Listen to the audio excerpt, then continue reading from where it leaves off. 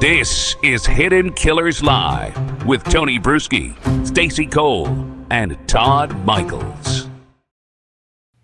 We're digging into the case against Bryan, not just against Bryan Kohberger, but now a new case that has erupted out of this. And this is a case of the Gonzalez family going against WSU, where Bryan Kohberger was the teaching assistant. And they are arguing and they are saying, hey, you know what? There was a lot of warning signs here.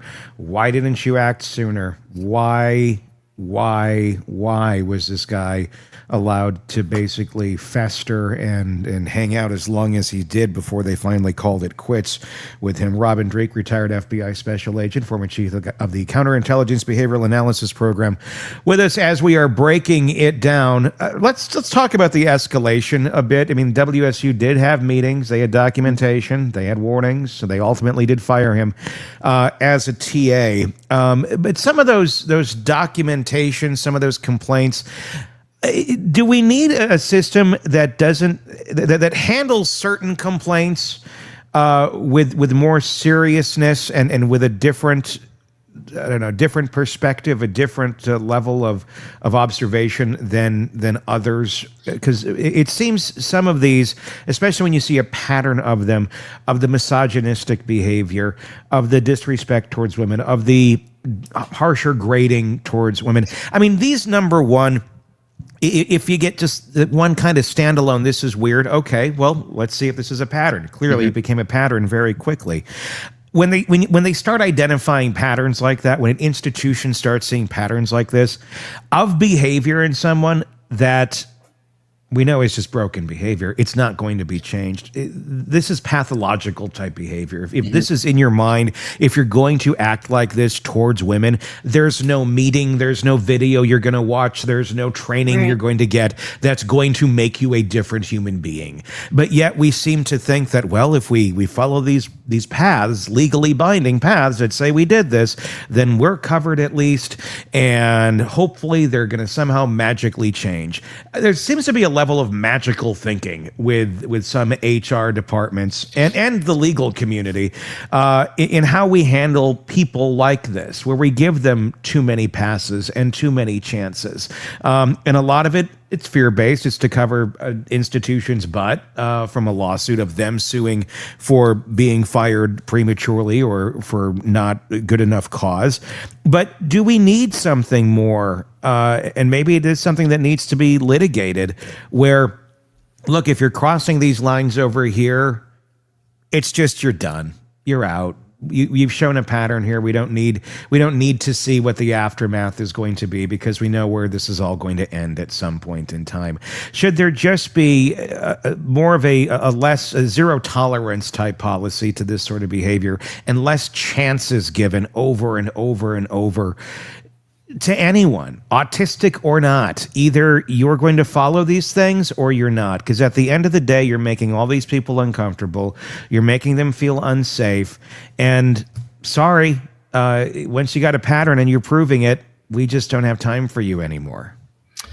Yeah, I think having someone objective do the observing, report early. And again, I don't think WSU did anything necessarily wrong. Again, their tempo was just way too slow because they did have that fear factor.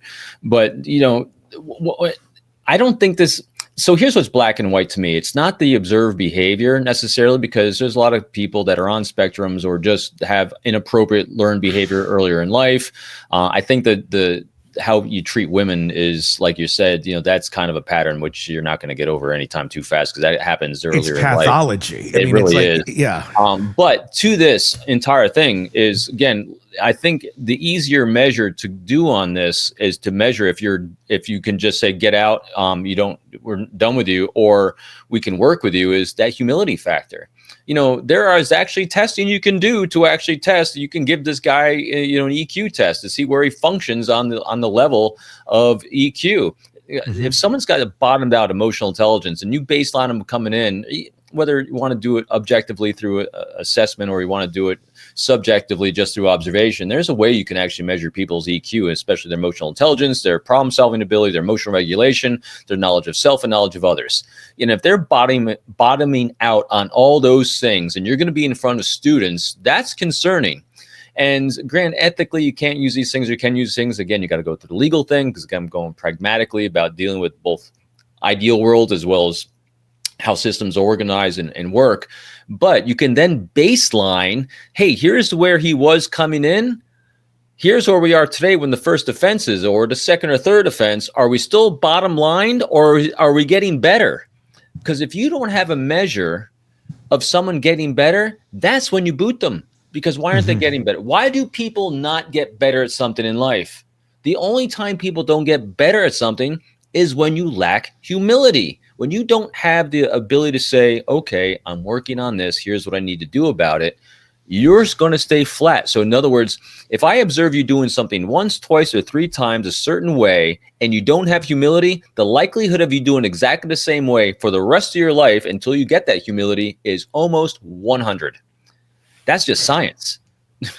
Do you think they could have basically stopped Kohberger from coming in to begin with had they done some more tests? Had they done some more personality tests to determine whether he would be a good fit for being a teaching assistant rather than just, well, you've gotten this far along in your career. This is the next step towards your degree and where you're going.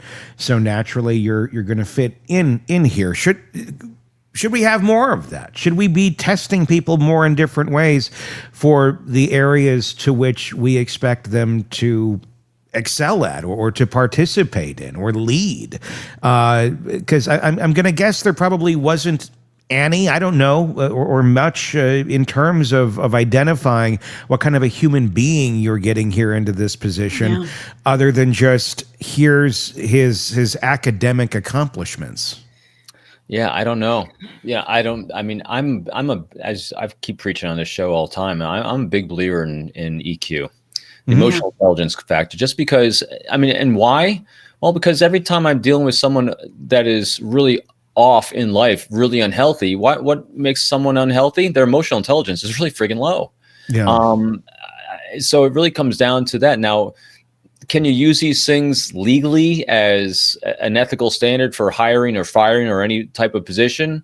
No, but it should definitely be an input into your decision-making process. And if you're going to be in front of people, if you're going to be dealing with the public, if you're going to especially be trying to impart knowledge on students, large numbers of students, you've got to at least be at a certain level of emotional intelligence, especially if you're going to be in teaching. You have to have a level of humility, because think about this. If you are actually supposed to be a PhD student, aren't you supposed to have the ability to learn?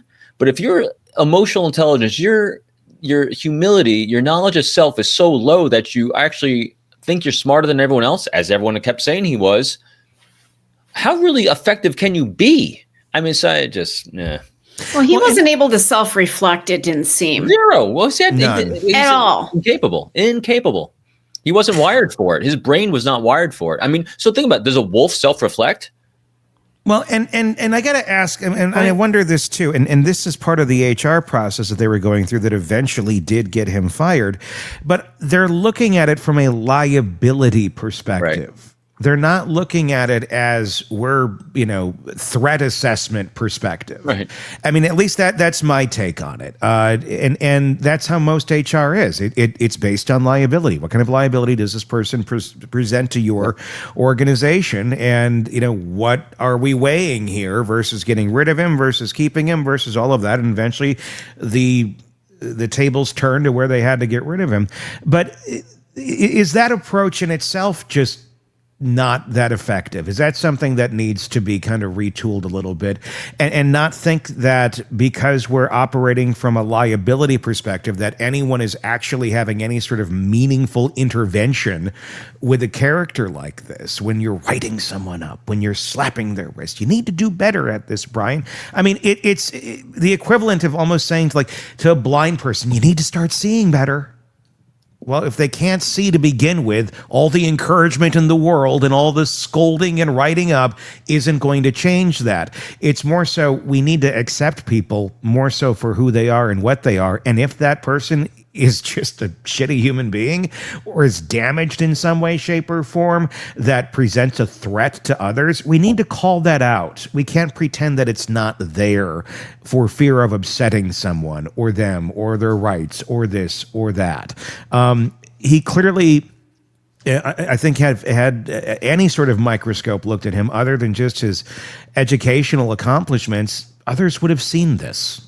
So and I've seen this. I mean, this goes across every organization. You know, me and the FBI, I faced, government employees. You think getting rid of Kohberger's hard? Try to get rid of a government employee. Yeah, exactly. Yeah. I was surrounded, but I actually saw it. Yeah. There was like one glaring instance in my career that I worked for a guy that was doing some decent harm, in a sense that he was misogynistic, didn't think he was, and he was saying some really inappropriate things and hurting careers. And my boss's boss caught wind of it.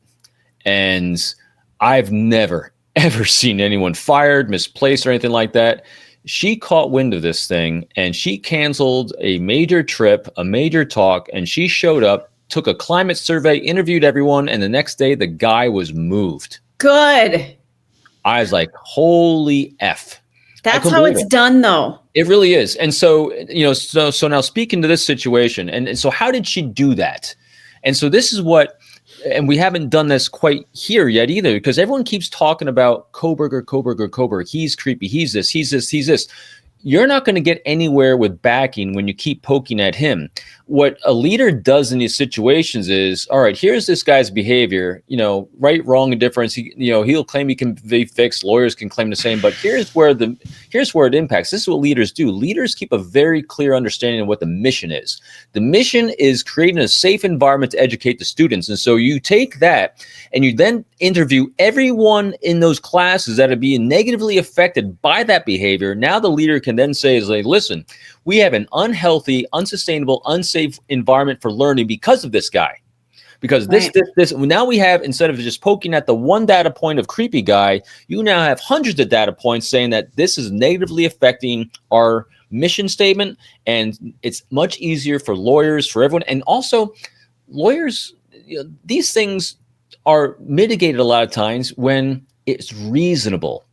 So a reasonable person in this situation, if you're going after someone with autism, which is having a hard time communicating, and that's what your focus is, a reasonable person is like, you got to give him another chance. See what I mean? Mm-hmm. Everyone was so focused so much on him that they didn't look at the impact it was having on everyone else. Exactly. It's like a spider web. Yeah, they weren't looking at the victims. So if they actually focused on the victims and not just the 4 girls, but before them, the victims of all the people that were subjected to Kohberger, got data points on those, papered the files with that. Now you can say, hey, we need to remove him. And you're completely justified, because now you have stacks and stacks and stacks of reams of all these people talking about how what he's doing, the effect he's having, which is completely incongruent with the mission statement of the department, of the university, and of learning. There it is. So we need better leaders. We need people who are self-reflective and saying, you know what, your behavior is impacting all of these people. Either you shape up or we're done. Case closed. We do it in our personal lives. Why can't that be expected in our professional lives? Because they were given him, and this is where I've said this before too, I commend the kindness of the people that gave him a lot of grace. Right. But here's the problem. They gave him grace, but where was the grace for everyone's being impacted by him? So what they needed to do, this is what leaders do. Leaders shift the focus from where it shouldn't be to where it should be. Victims. Everyone was being victimized by him, but they're giving him all the leeway. No. We got to focus on all the victims before the tragic victims came about. So that's what I think the focus should be. And that's where, because I've seen people do this, but it takes the leader to know how to direct the resources, how to direct the conversation. Because this is what leaders do. Leaders solve problems, they create a safe environment and the resources for the success of others. And the way they do that is by creating that safe environment. And you do that by mitigating one cancer because you're focusing on the healthy body, because that's what the mission is. I'm sensing a seminar here that you need to put together how to train people to be good leaders. And I love that. The reality in a lot of it, though, it comes back then to the liability of, okay, well, if you're going to do this way, then expect that, you're going to get a lot of pushback over here too. It's something that we see early in education. I mean, I witnessed this in my own child's education, where there is a lot of defending. There's a lot of making excuses for. There's a lot of not holding accountable. Extremely disruptive students, students that seem to really have no desire to be there or do much of anything. Probably come from not the best of home life, and that's not great. But at the same point, at the expense of other students and their own learning and their own education, because they don't want to rock the boat with the one that's very disruptive or causes the problems. It's more so, well, let's find a way to just kind of keep this at bay over here. And then the second one of the kids who is actively trying to learn speaks up or says something, those are the ones that get called out. You can't do that. You gotta temper that back. It's like, how about we get this in control over here and not go after the group over here. And when you start doing that very young ages, you start teaching kids, well, this is how this structure works.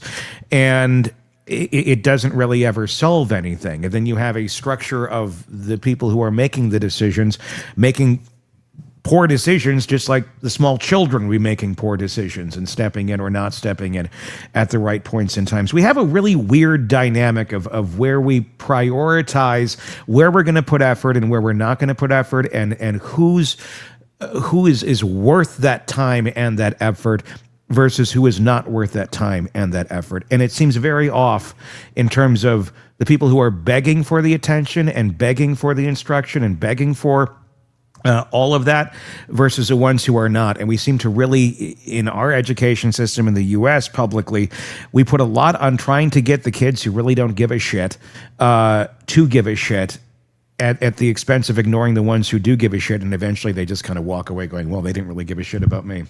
I think the pendulum swung too far in the opposite direction. Yes. We need to be right in the middle. And we've been on both ends of the spectrum here. We need to come back to center, and we need to care for somebody like a Bryan Kohberger in the beginning, but we also need to care about the people he's affecting. And you guys are 100% right. Yeah. It feels that we've stopped caring about the people that are being affected by the disruptors. Yeah. It's just collateral damage. And the institutions are more concerned about being sued by the disruptors or the legal consequences of how they're going to handle the disruptor versus the damage that the disruptor is creating over here. And so here's, I know we keep thinking about the suing aspect and a legal aspect, and that's definitely a factor. But when you actually then, so say, again, here's our hypothetical thought experiment. So when you have actually a healthy environment like a university or a school system that actually is trying to mitigate a Bryan Kohberger, not as a killer, but as someone that can't communicate well and he's just an ass. Yeah.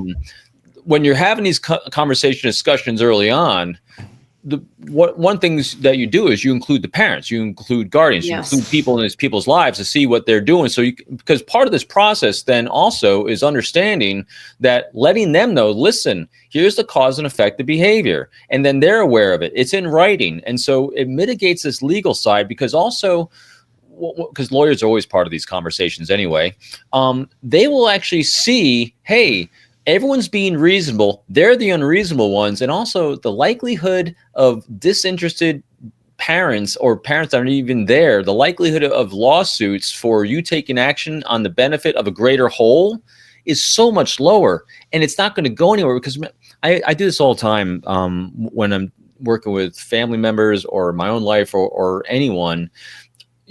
And granted, we're a little jaded because we keep seeing bad court systems in a lot of these cases. Right. But in general, courts are reasonable. And what you have to demonstrate all the time is the reasonableness of the action that you're taking for the benefit of the stated benefit in writing of universities, of organizations, institutions. You then have to show the reasonable effort you went through to mitigate, to do all these things. All these things take bandwidth. They take energy.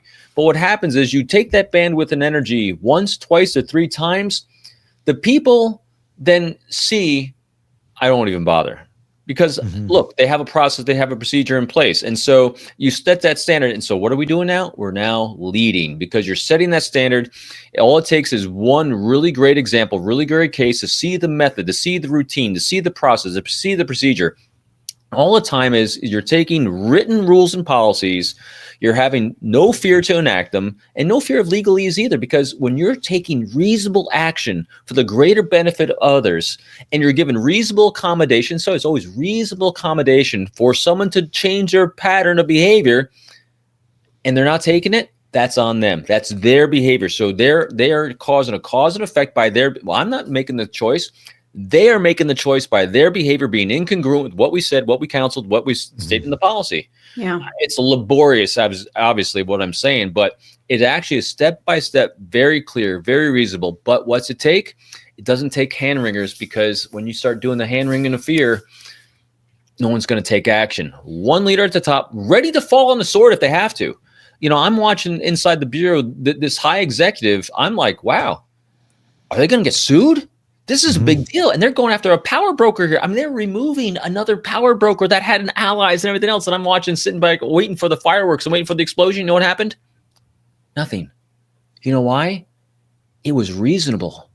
Because of the harm and destruction they were able to articulate, because they took the bandwidth to do all these interviews, document all these interviews of what exactly was said on what dates and what. And so this person could say all they want about how they're just doing X, Y, and Z, and they're just exercising good leadership and all that. Yeah. Well, look at the death and destruction you caused in all these people, and how that then trickled on down to the things they're doing. You're removed. That's reasonable. Oh, yeah.